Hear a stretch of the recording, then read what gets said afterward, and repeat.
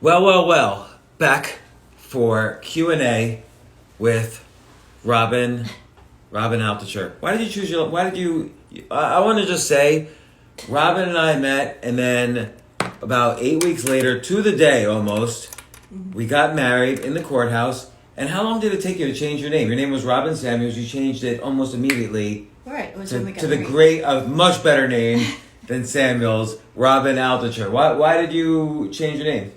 I mean, I appreciate it. I don't want to say I'm traditional or anything, but I viewed it as a compliment that you wanted to change your name to mine in a kind of weird traditional way. Yeah, I guess I'm traditional. We're in our 50s. We have to be traditional. I'm curious, what do you think like millennials are doing who are getting married now? Do you think women are changing their names? I sort of feel like it doesn't make sense for young people. I kind of feel like they're not getting married. like our daughters, would they change their names? I don't think they would. Because they've all seen their parents get remarried and have to change their names again. Right. All 5 of them. Who knows? I don't know. John 6 marriages between us. Yeah. We one time a friend of mine was asking me for relationship advice, and another friend said, "Why are you asking him for relationship advice? Look, he's been married, he's been in all these relationships. That should make me qualified to give relationship advice. I've learned from every relationship that hasn't worked out, and I haven't done anything bad. I haven't been reluctant about commitment or things like that. I've had good relationships. It's just for lots of different reasons things don't work out. Right. So, and you learn from the good and the bad. You learn from everything. The times when you don't learn, the times when I have not learned is usually when it's the longest to get over something. So when I didn't learn about my financial mistakes, it's almost like a mindset thing. Like it's the fixed versus growth mindset when it comes to failure, even on big things like marriage or relationships or money. Like if I lost money and I assumed, well, I had money because it was a bolt of lightning, like a lottery, and now I lost it, then I'm not going to get out of the depression. But I think to myself, oh, I had skills to make money once, now I'm going to learn from this, and I'll have even more skills. Then that's growth. That's a growth mindset. And it's the same thing with marriage. Like the times or relationships, the times when I've ended up like on the floor crying, which actually has never really happened, would be the hardest. I remember one time a relationship ended. Anyway, that's another story. Another story completely. What have you learned from marriage, from prior? We've only been married like a year and a half, almost to the day. A year and 6 months and 19 days. Well, what I've learned in marriage is commitment and what's that? Protection of what's that? No, I'm just kidding.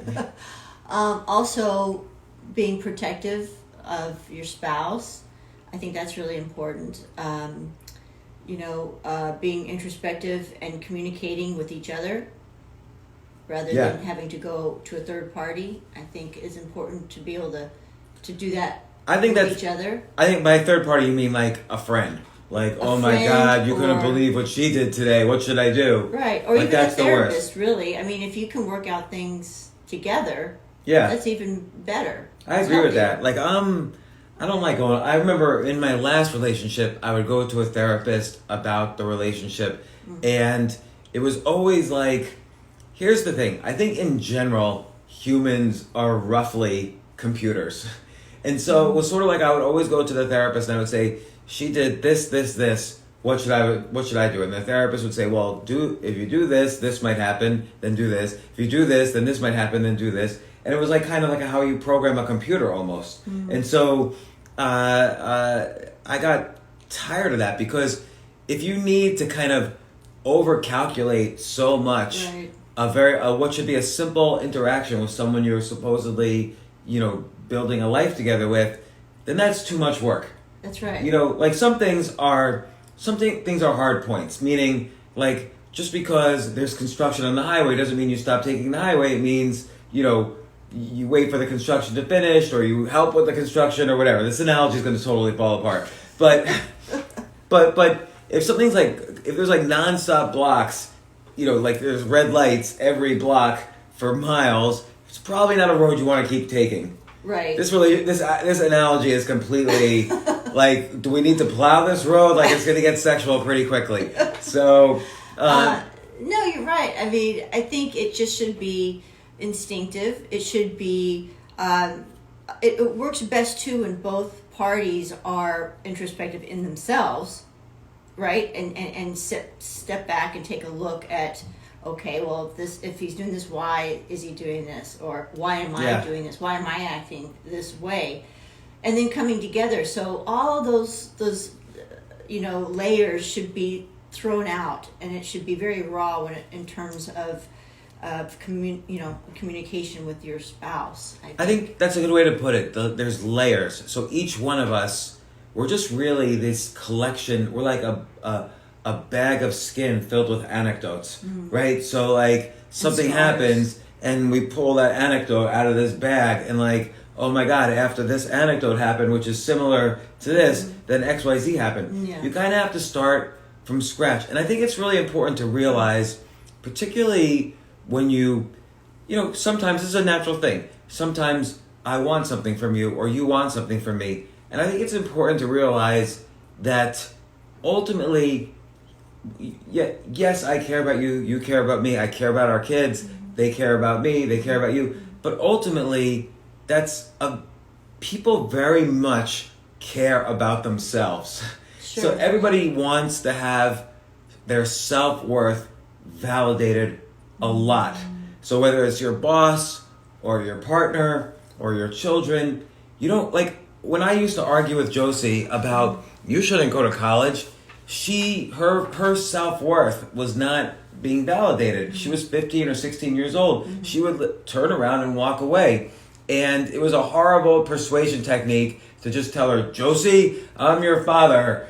You need to do this. So what I'm doing is I'm trying to establish my self-worth by saying, I'm your father. You need to listen to me.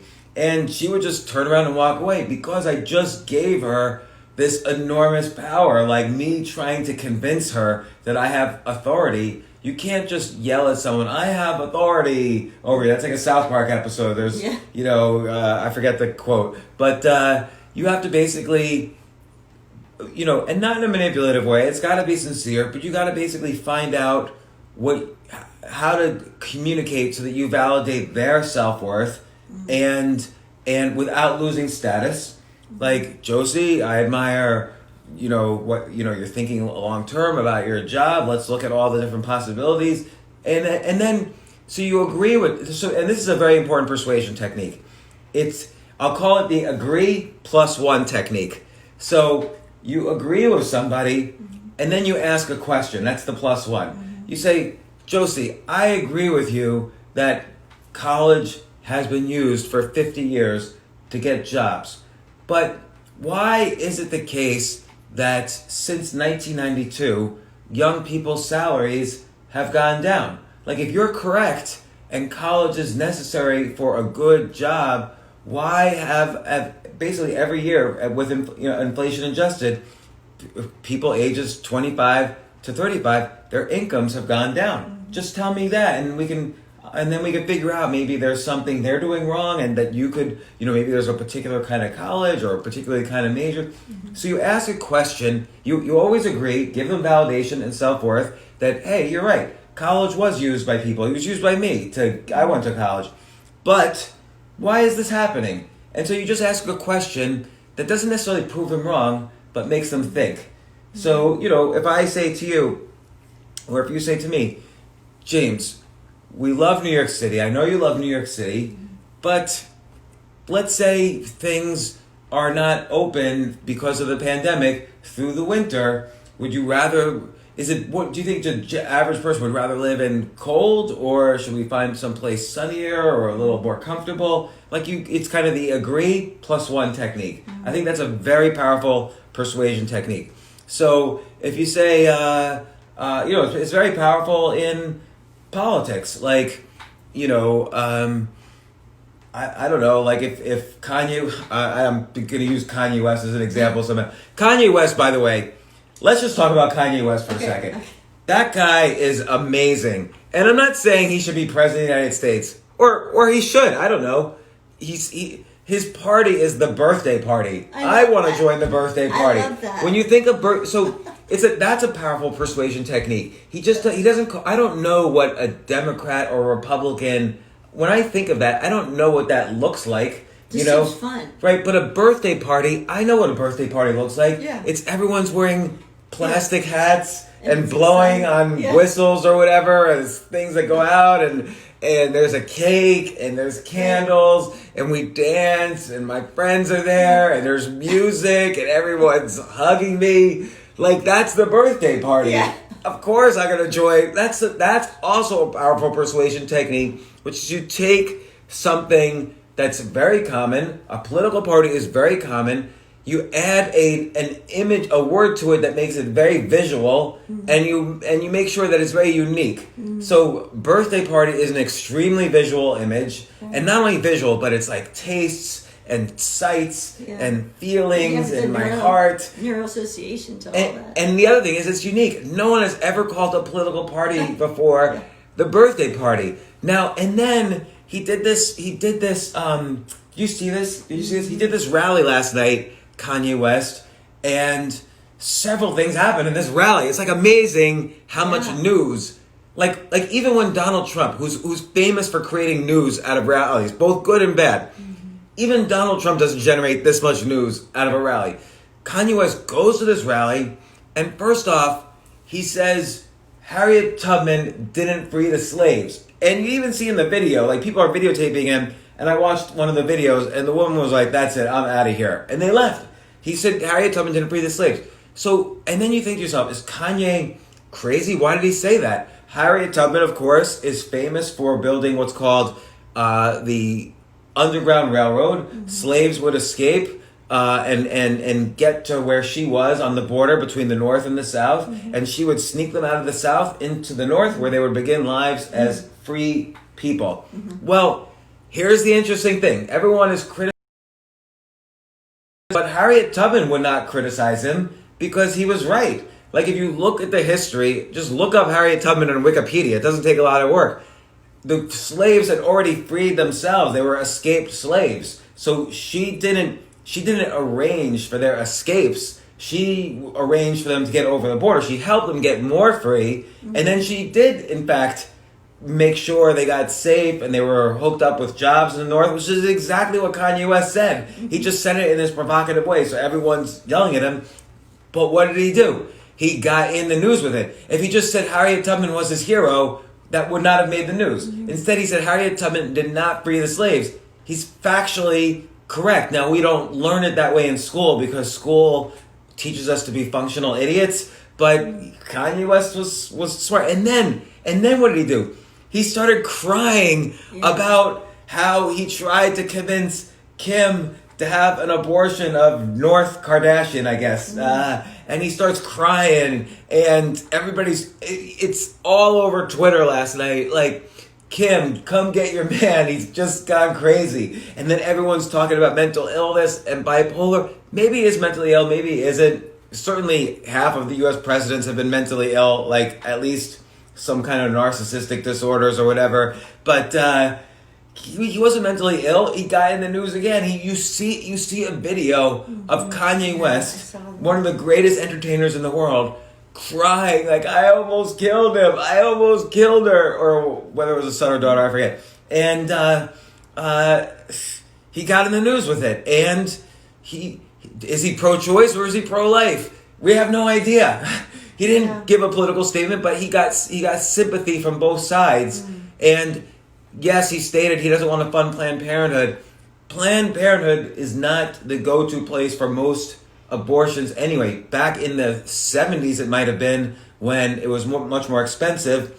By the way, check out my podcast from almost a year ago with Caroline Hirsch from Caroline's. She was also the producer of a movie about this group of young girls who figured out how to perform abortions in 1970, and they did thousands of abortions. They weren't doctors, they were like college students. They did thousands of abortions. They chose themselves to be doctors, by the way. They didn't have an MD or anything. They did thousands of abortions without one injury, fatality, anything. And they really were heroes. To be a hero, you have to go on the other side of people who say you can't do it. I'm sure all these girls were told, you can't do abortions, you're not a doctor, you can't do it, it's against the law. And they really were heroes for what they were doing, and they did save lives, because many women were getting these back alley abortions, were dying. They had a friend who had died. And anyway, Carolyn Hirsch produced the movie. Yeah. It did nothing. I remember she came on my podcast, and I wanted to talk to her about comedy, and she was like, come on, get going. And she just wanted to talk about the movie. But I've since performed for an entire 5 shows at Caroline's. I had the funnest time of my life. It's a great comedy club in New York City. I've also helped the GoFundMe for the employees there who were laid off. Go to Caroline's when next time it's open, which is never, because New York City is a disaster area. I don't know if there are any more shootings though there, but I don't either. But but you know where there was a shooting was this was in New Jersey. Forgot the town of New Jersey. The judge who was just assigned to Jeffrey Epstein's case. So Jeffrey Epstein has a lot of cases going on. So that guy not only was a pedophile, but he was laundering money through Deutsche Bank. And so Deutsche Bank is in trouble because they didn't really keep... Here's the thing, what people don't realize. People look at the protesters and say, oh, these are anarchists. Get rid of these anarchists. Let me tell you who the real anarchists are. The more money you have, the more anarchy you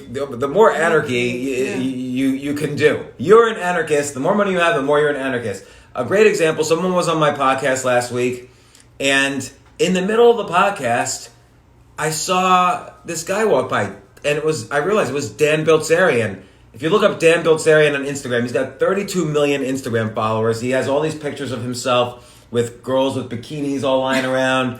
And I'm like, and then, so he sits down, and I'm talking to the two of them. I'm like, where are you guys? And they say, Croatia. And I'm like, I thought there was a whole ban about travel to Europe. How'd you get to Croatia? And Dan pointed to the other guy, the guy who's on my podcast, and he said, if you're this guy and you have a 224-foot yacht, you can go to Croatia.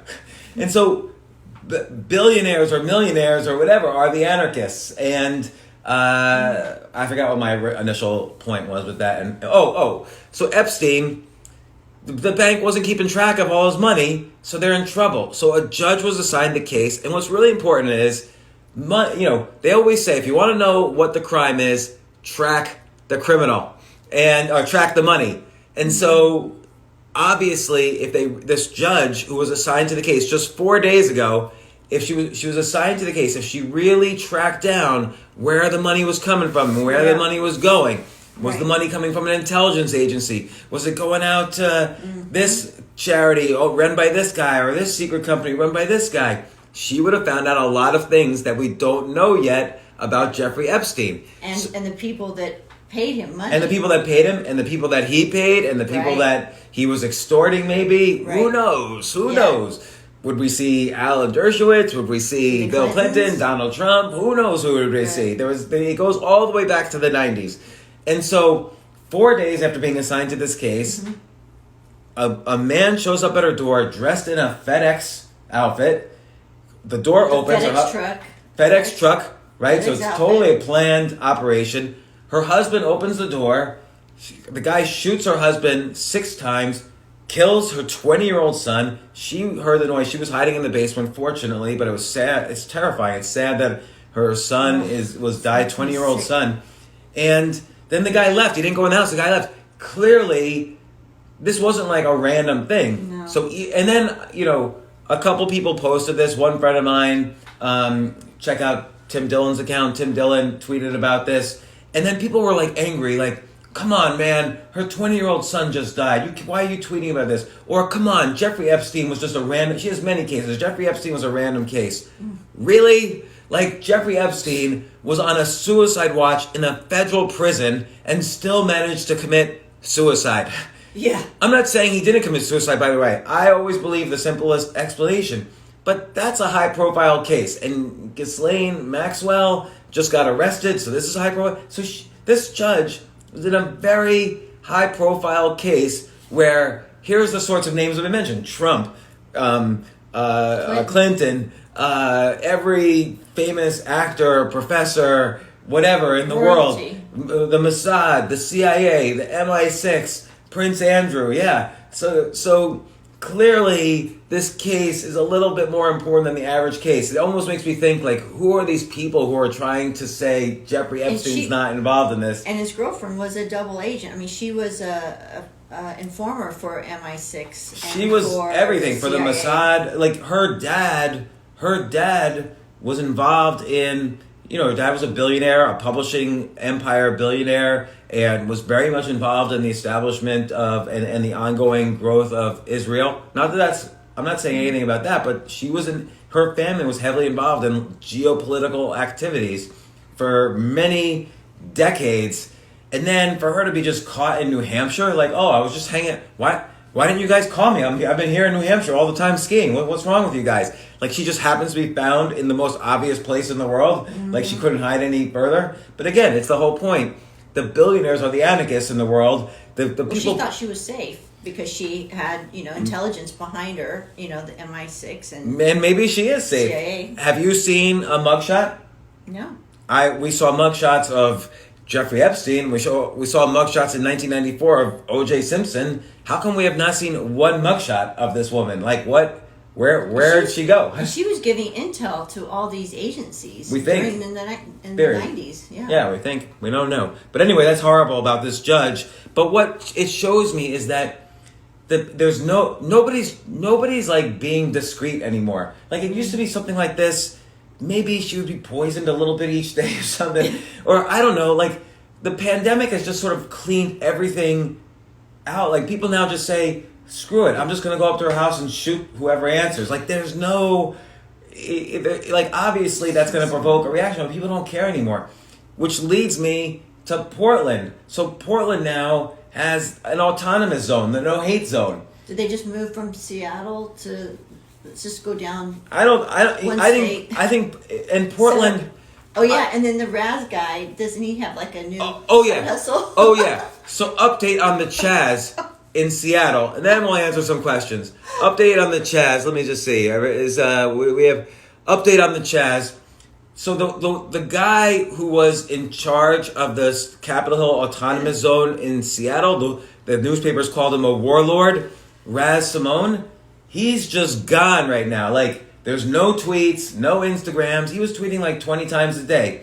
And the guy, he's not even in the news. Like, this guy let teenagers die in the Chaz because he wouldn't let EMTs, medical technicians, come in and save lives. Why wasn't he put in jail? Like, there's so much vandalism in that whole area.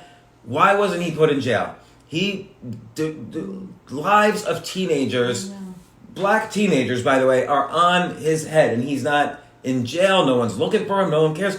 So I go, he has a website. He has a link on Twitter. No tweets, just a link to store.razsimone.com. You know what he's selling? Ski masks. Like, who the heck is buying ski masks in the summer from a warlord? Like, let's start contact tracing those people. Like, what's going on? You can't even make this up. It's beyond the simulation is made by like really great game makers. Because so maybe he is in Portland, but Portland. Here's what the guy from the No Hate Zone says: Portland's a racist state because in 1860 there were slaves there. I don't know, and I always think of Portland as like the most. There was Portlandia. It's the most liberal city. It's not racist. I don't think of it as a racist thing. But they've been looting. They've been rioting. Buildings have been put on fire. So, of course, the National Guard goes in, and the Portland mayor's like, get these things out. No, people are being killed again. Like, he doesn't want the same thing to happen. I'm not even talking about Trump. Like, the National Guard doesn't want the same thing to happen. Yeah. And people say, oh, you can't use the National Guard against Americans. Oh, really? How do you think in 1963, John F. Kennedy integrated schools in Alabama? So there was Brown versus the Board of Education. You got to integrate the schools. Governor George Wallace of Alabama prevented it. He would stand right in front. It would be a picture of him and a little girl who was African American who wanted to go to school. Yeah. The governor wouldn't let her in. He was like forcibly not letting his little girl in. And so John F. Kennedy called the military and escorted this girl every day for a year into the school. So there's a history of using the military in cases where the law needs to be enforced. Number one example, of course, being the Civil War. Number two example being the Whiskey Rebellion when George Washington was president. So it's not an unusual thing. And we already have precedent that the Seattle Autonomous Zone lives were being lost and chaos was happening and it was only when the mayor, they walked up to the mayor's house and said, we're going to take over your house. Right. Within 12 hours, that Chaz was cleaned out. Like, nobody was left except the garbage. And Raz Simone is off at Ghislaine Maxwell's New Hampshire mansion and selling ski masks. Like, that guy's making a killing selling the Raz mask. He's got the name Raz on by the mouth. Like, don't mess with me. This is a Raz ski mask. I'm going to set up the Key Biscayne Autonomous Zone here. It's like all these people here. Wait till I get I ordered like 3 red ski masks and a hoodie. So no one's going to mess with me now. And they're from Raz Simone. I sent a DM to Raz Simone. I wanted him to come on my podcast, actually. No response. That's why I'm trashing him now. It's only because of that. So, what else in the news? Well, the virus, we have this virus going on. And look, unfortunately, we took the pandemic from New York City. Like, there's like 0 deaths now in New York City. And Florida, there's rising cases. Florida is like the epicenter of the virus. But I will say, there's more cases than ever, but there's less deaths in the U.S. than ever. Not totally true. There's a small uptick in deaths, but the percentage of people who are in the hospital who are dying from COVID-19 has gone down from like 20% to less than 1% all over the country. So the news is in every way, except number of cases, which makes sense because they're testing.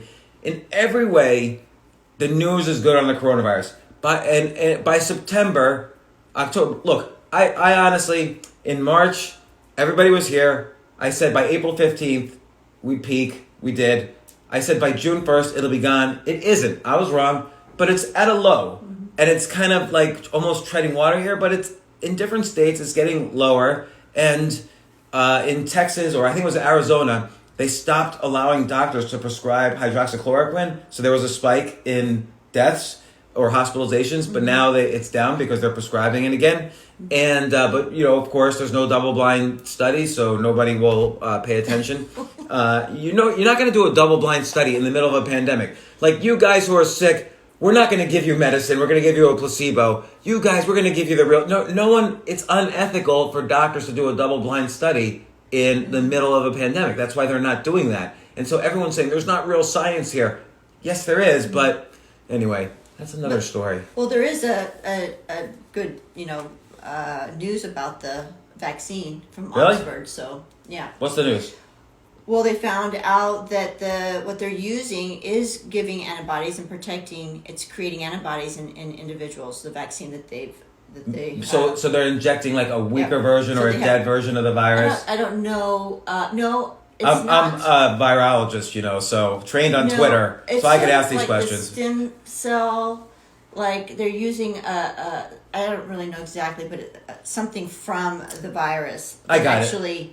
You got it. Okay. Yeah. So what they did was they took the virus cells out of a body, maybe dead, maybe alive. They spin it until it's a stem cell. They inject it back into the body, but it's still got a tiny bit of the coronavirus on it. Creates the antibodies. Now, if the antibodies create immunity, which is still a little unclear. No, they are. That's what they found out. So that's the news today.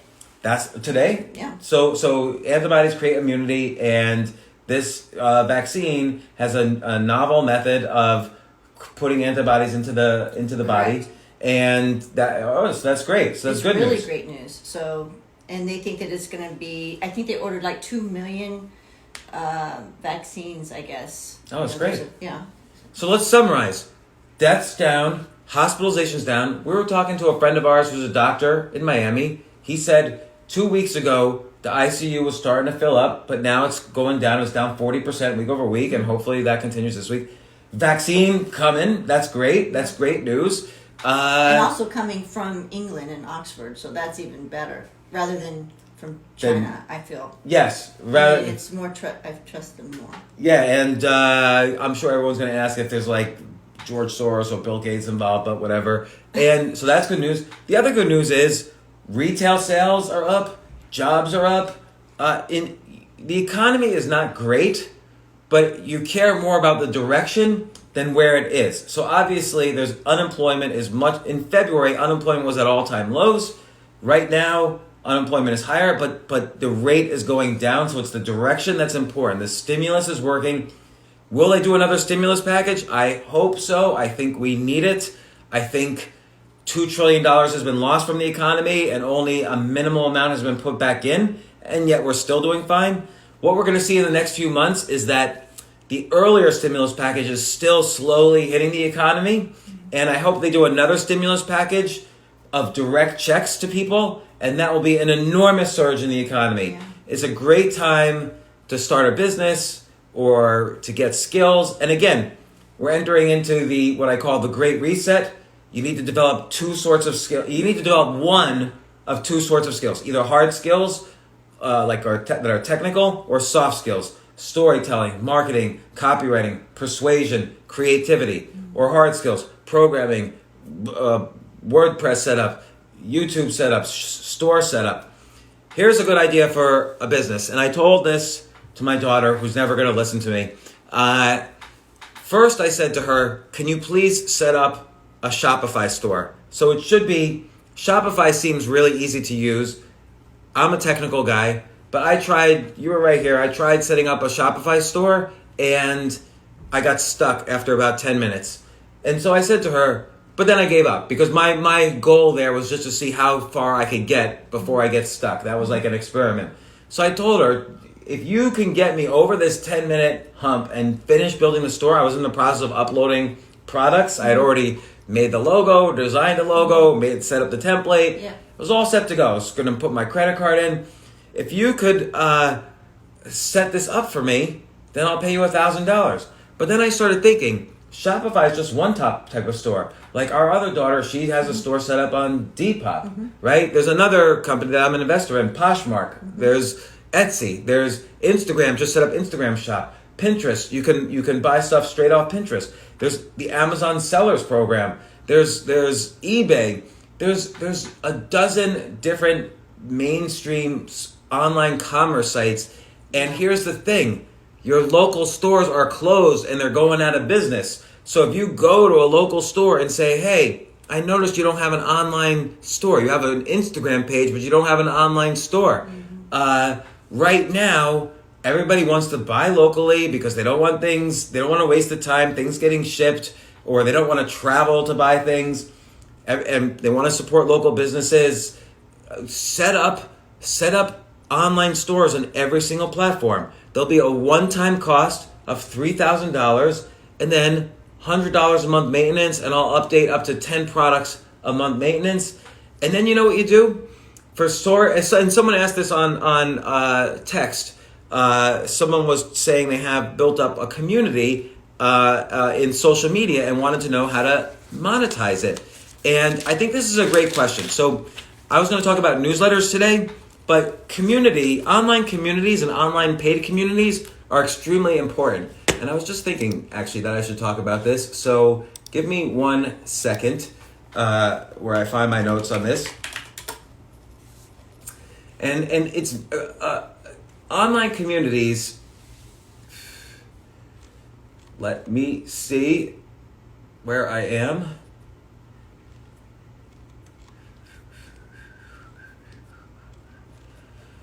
Online communities are a great way to make money, and it's very important. I don't really do a good. There's a choose yourself Facebook page, and to be honest, I don't do a good enough job building community around it. I wanted to find this one chart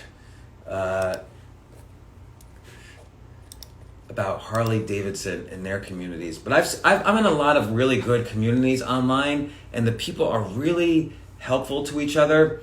So let me just see if I could find my thing. Hold on. First off, everybody, how are you guys doing? We're not seeing any of the. Oh, we're not seeing the new things. We're not seeing the new comments. It's weird, huh? Yes. Maybe Well, I can't wait to see it. Oh, here. here we go. Wait. Here we go. Yes. I can now push it down. Yeah, there we go. And then push that down. Oh. So there we go. Tony Robbins' community is awesome. I didn't realize that. But I would believe it because I think Tony Robbins does a good job of connecting to people. And I've never been to one of his events, but so this is on trends.co, and they're talking about how Harley Davidson built its community. So here's the key. So there's a couple good communities that I pay to join. So Podcasters Paradise, I pay around $1,000 to join that. Actually, I got in for free, but the subscription to join that community is about $1,000. And I'm in a couple other communities that are free that I don't pay, but they're very good. And then I'm in another one that I just joined, Metal International. It's like a networking group, and I spoke at one of their conferences, and I saw that I knew everybody in there. So, but I paid for that. That was like $1,000, and I was reading an article on trends.co, and they talk about how strong the Harley Davidson community is. If you have a strong community, this is even stronger than having like a great newsletter, or it's side by side with having a great newsletter. Like, I do an online course about self-publishing, or I did a few years ago, and we created a community, the Choose Yourself Publishing community. And it's been pretty strong, but still not great. But people exchange ideas on books they want to write, and they write the books and they share them. It's good. But so if you create a good community, you can charge for it, or you can link people to higher end products like newsletter and courses and so on. So the first thing is, so this is a summary of like the Harley Davidson one. Create content that is only in the community. This is hard for me because when I write something, I like to let it out of the can. I like to share my articles with everyone. So it's hard for me to just keep articles in one community. But if you have a community, let's say you're making a community around, parenting, okay? Right? And let's say it was your community. You would write articles, 10 things you can do with your kids if they're not going back to school in September. And so you keep that article in valuable content in the community, and then there's higher engagement then when they know it's only in the community, and people ask questions and people help each other out. Well, I'm using this resource, or I'm using this resource. So keep content, make great valuable content in the community.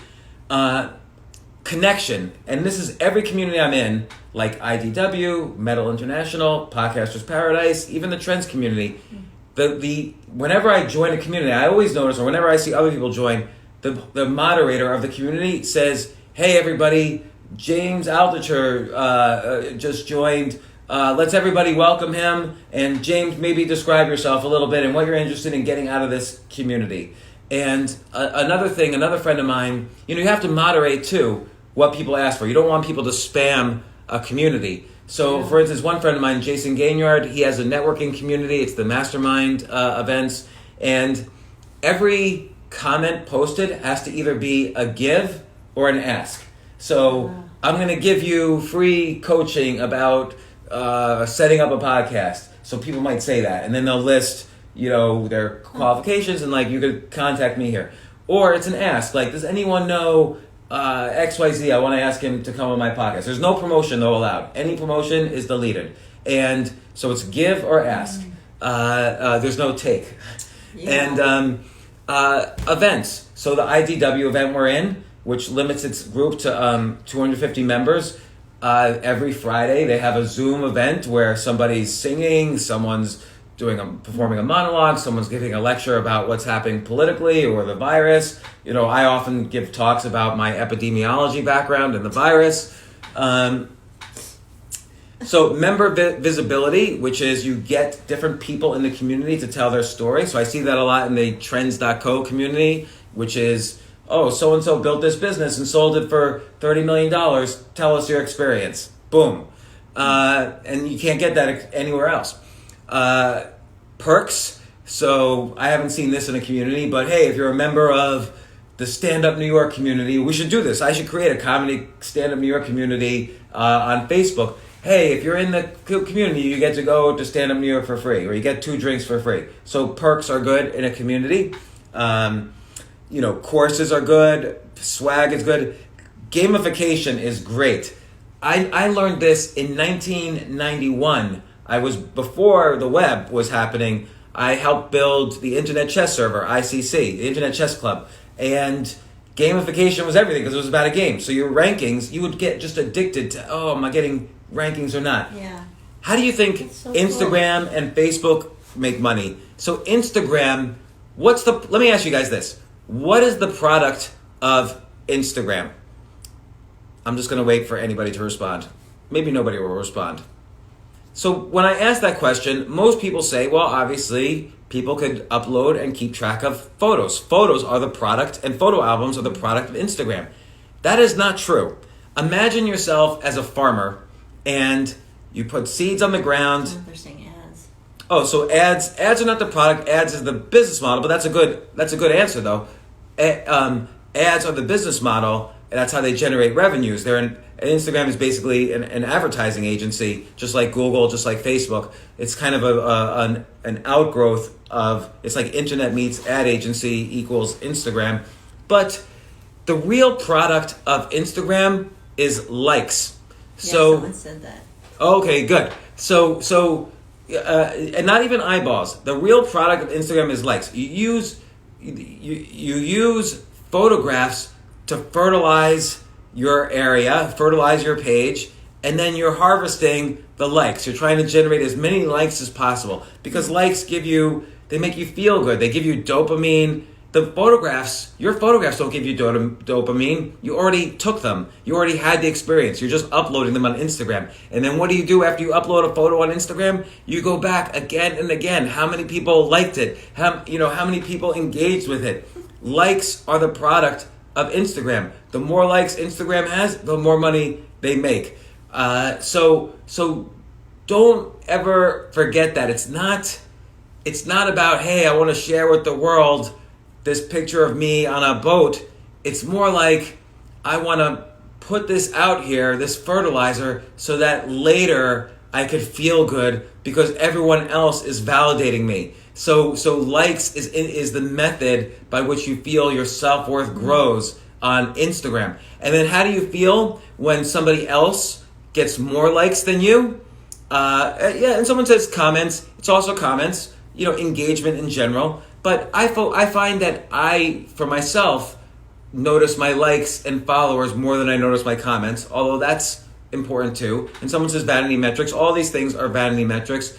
But given everything, I'd probably like more likes than anything else if I had to choose. Followers, comments, any other types of engagement, retweets or whatever. Likes per photo is what gives us the most dopamine because that's an immediate hit and it's thousands and thousands like right away if you put up a good photo, if it goes viral. And so with likes as the product, here's the interesting thing. Who do you hate or who do you envy the most on Instagram? I don't envy like someone with 30 million followers because that's like out of my reach. I'm not going to be a Kardashian, so I don't even care. I don't care about Kim Kardashian. I don't care about some guy who's got 30 million followers. But I do find myself a little bit, I'm just being honest, if someone passes me in followers, or let's say they have similar followers and they post a photo and they get more likes than me on their photo, like we post a photo at the same time, we have the same number of followers, and this person gets 2,000 likes and I get 1,000 likes, I'm thinking to myself, did I do something wrong? What did they do that I could learn from? I'm feeling a little envious. Maybe I'm thinking in my head, that photo was no good. Why is it getting more likes than mine? And what's interesting there in behavior is that you tend to, and this is a weird thing given what's going on in society now, we tend to dislike more the people most similar to us, the people who are competing, competing or passing us somehow. Like, think about it. I have many more problems with, my family than I do with my neighbors, for instance. Right? I'm not competing with, someone living in the across town, right. But like somehow your family, which you're similar genetically, you're similar in background. Somehow you have more problems with family than you have with people who are completely different from you. Maybe competing for also like attention from your parents or something like that too. And so I think this is why people are not happy the more time they spend on social media. It's because suddenly social media flattens the hierarchy. like everybody now, even whether you're Donald Trump or Kim Kardashian or you or me, everybody now does the same thing on Instagram or Twitter. We post a photo, we make a little caption, and we sit back and we wait for likes and comments and followers. We all do the same thing. The hierarchy has been flattened. And so now it's made us all, like, I'm not the president. I don't know the president. He's different from me. But suddenly now we're on the same platform. He's able to talk to me on Twitter. I get followers just like him. And so we start to feel competitive with everybody, because everybody in society is on social media. So suddenly we're all like arguing, like people are arguing, like people who live in their mom's basement are arguing with, like, you know, Elon Musk about self-driving cars and spaceships, and, you know, other people are arguing with Joe Biden or the president of the United States or a Supreme Court justice. Like, Supreme Court justice, I can't believe you just made that vote, because you're suddenly like equal. You feel on the hierarchy more similar. So you would never call up Ruth Bader Ginsburg and said, Justice Ginsburg, you better vote for this. But on Twitter, no problem, because it's the hierarchy's flattened. That's why hierarchies. Plus, there's a lot of anonymous people. Yeah, all the anonymous people. They hide their real identity. Which is such a cowardice. Yeah, like Balls 656 will say, "You're a scumbag, James." I know. And it's like, who are you calling a scumbag? What? How come? Why? By the way, once you defend yourself, you give the other person status, and they got exactly what they wanted from you. So do not defend yourself on social media. Instead, try the agree +1 technique I described earlier. Agree with them. You know, I'm probably could improve myself a little bit, but let me ask you, like, you know, what is the best thing you've done in your life? I don't know. But how about not responding at all? Yeah, no, ignoring. You don't have time for that. You know what the best technique is when I'm playing online poker? The absolute most powerful technique, and it works on social media too. I simply put my headphones on and listen to someone else. So, it's my turn again. No good hand, fold, back to listening to a podcast. Oh, it's my turn again. No good hand, fold, back to listening. If you pay attention, you get bored and you feel like you have to do so. Oh, I better play that. I'm kind of bored. Or I better respond. I'm just looking at Twitter for a reason. I have to respond to everybody. Exactly. But if you always have to diversify the things that are actually important and pay attention to them, and instead of being focused on the thing you're trying to ignore or to get better. Yeah. But this is the thing about getting better at something. If you try to get better at comedy, or you try to move up at your office. By the way, when you're at your office, let's say you're a junior, whatever, you don't get angry at the CEO if you don't get a promotion. You get angry at your coworkers because they got one, or they might get one, or they're going to laugh at me behind my back if I don't get one. So you're always competing against people, and you're envious, or you're not liking them, or you're arguing with them, or you're resenting them, or you're thinking in your head, well, I'm going to get promoted before this guy. I never say to myself, when I was at a corporate job, I never said to myself, well, if that guy could be CEO, I could be CEO, because he was 8 bosses above me. Like, I wouldn't think to myself, like, oh, I'm just going to jump right to be CEO of HBO because I deserve it. Yeah. But I would say, if someone got promoted, I'm like, I'm due also for a promotion. Where is it? Like, that guy's not better than me. That's how they say climbing the corporate ladder. You're just climbing. Right. And the thing is, you're climbing it not by standing on the heads of the people way above you or way below you. You're just standing on the heads of the people right at your level, and you have to stand on those heads. Competition and anger is among people most similar to you. If I set up an e-commerce store, right? Let's say I want to set up a store just selling little books that I write. Okay, I'm not competing with Amazon. I don't care about Amazon, but I am thinking, like, why did that Etsy store get more traffic than my Etsy store? You know, that's when you start feeling resentful. And there's good sides. You could learn from that also. But it's always good to keep in mind, try to stay out of the hierarchy. Try to avoid being on autopilot, where you just like boom, boom, boom, up the hierarchy. First I'm a junior programmer, then a senior programmer, then a manager, then a project manager, then a director, and then a VP. Stay off the hierarchy as much as you can. Or even if you're on a hierarchy, you're at the tennis club and you're moving up the ladder in tennis, try to figure out ways to stay off the hierarchy. Try to always have that playful sense of wonder, like, how can I learn the big thing is having self-recognition that you just put yourself on the hierarchy, having self-recognition that the people you're going to resent are the people that are at your level. So being aware of that helps you to resent them less. Good. So it's a good lesson. Good lesson. Good. Good lesson. Good. Thank you, Mrs. Altucher, the teacher. But yeah, the point is community. And don't hate people at the same level as you. This is why, by the way, I don't know how many of you have ever had a mentor. So throughout my career, I've had maybe 4 or 5 different real serious mentors, like people I looked up to that I respected, even loved as like almost like a surrogate parent. And I almost felt like I was like a surrogate son to them. 100% of the time, they ended up hating me. Because they were competing. Because at some point you're moving up and they're slowing down because they're getting a little older. So suddenly you're starting to be a little bit more similar. The trend is that you're getting more similar. People only fight people similar. Like, now there's exceptions, of course. You don't like the chairman of China, but it's not like you're going to call him up and say, I hate you. Like, you could do it because you're both on Twitter, maybe. You go on what's it? I even have an account of Weibo. Is Weibo still used by Chinese people? I'm on Weibo. I have Kai-Fu Lee Weiboed me out there, and I got like a few thousand followers. Oh, wow. I got to get, Jay, why aren't we translating my Weibo into my Twitter into Weibo tweets? Get working on that.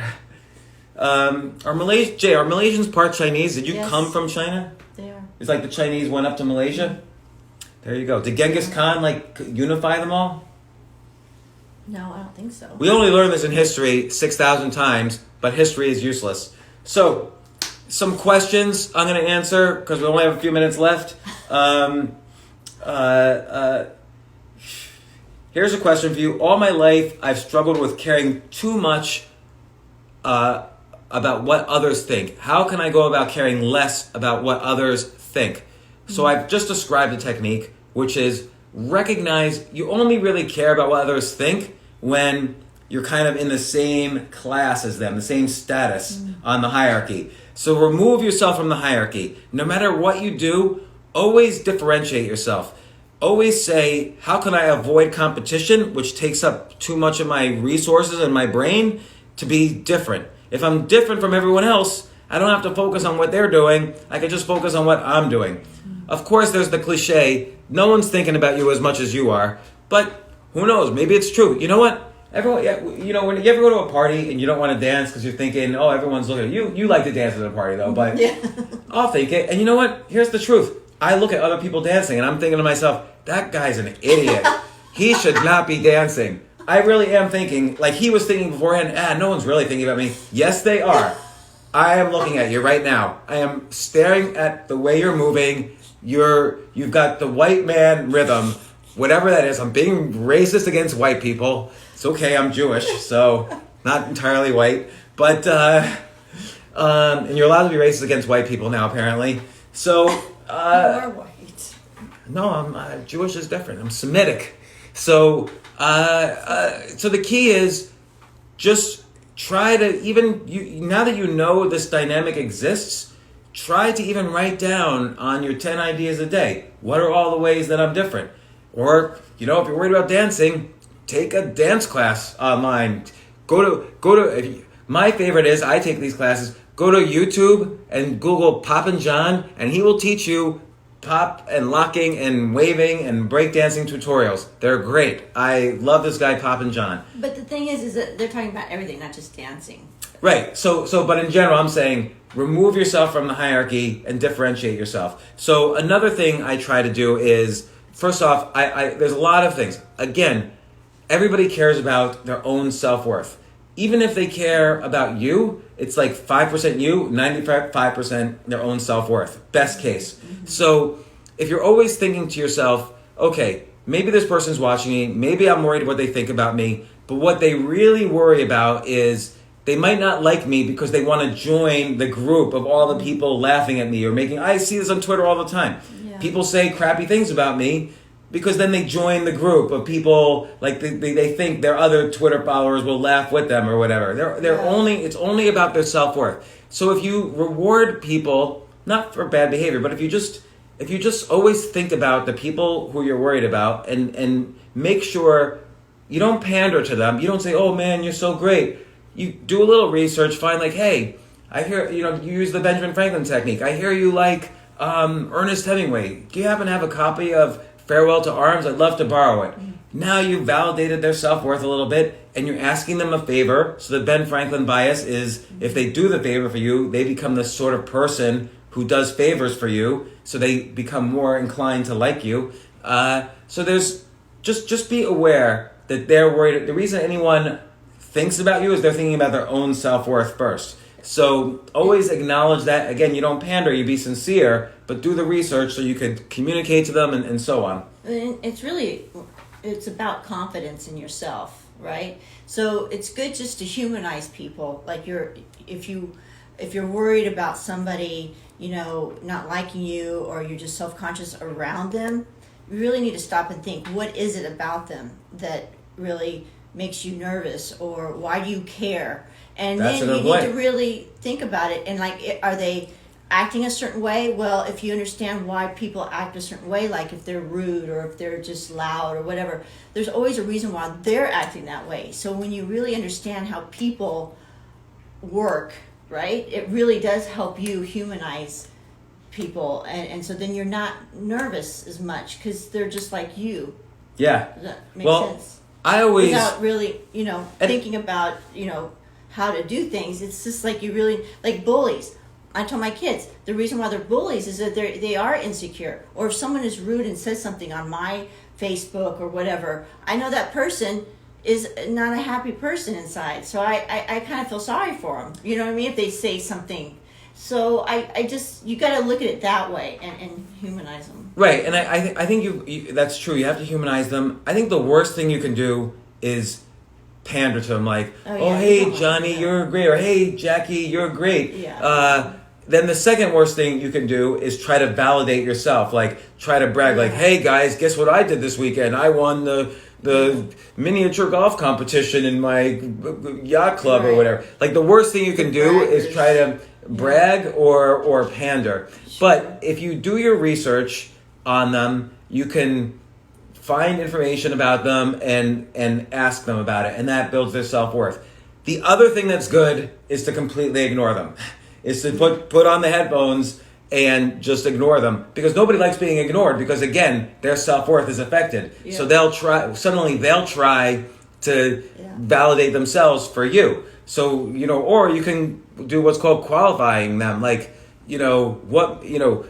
confronting someone and saying, what are your qualifications? Hey, I want to, get to know you, but what are your qualifications for being here? Like if you're in the workforce, or, let's say you're at a bar meeting a woman or a guy or whatever, and they say, oh, I'm a lawyer for Jeffrey Epstein. You can say, well, what makes you qualified to be a lawyer for a pedophile? How are you going to get him off? Like, so to speak.